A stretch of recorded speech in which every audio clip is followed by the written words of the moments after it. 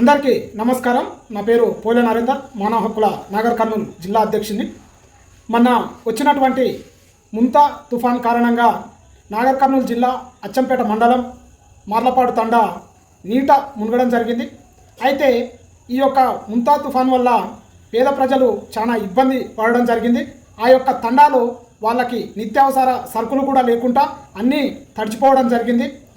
నాగర్ కర్నూలు జిల్లా కలెక్టర్ గారు ప్రత్యేక శ్రద్ధ వహించి అక్కడ ఉన్నటువంటి పేద ప్రజలకు వసతులు కల్పించగా స్థానిక ఎమ్మెల్యే గారు వంశీకృష్ణ గారు కూడా ఆ యొక్క తండాని సందర్శించి అక్కడ జరిగినటువంటి ముప్పుకి గల కారణం ఏంది, అదేవిధంగా రానున్న రోజుల్లో దీన్ని ఎలా అడ్డుకోవాలి అనే విధంగా చర్యలు తీసుకోవాలి, అక్కడ బాధితులని పరామర్శించి వాళ్ళకి ఏ విధంగా సాయం చేయాలో కనుక్కొని వారికి సాయం చేసే విధంగా చూడాలని మా మానవ హక్కుల ఆధ్వర్యంలో కోరడం జరుగుతుంది.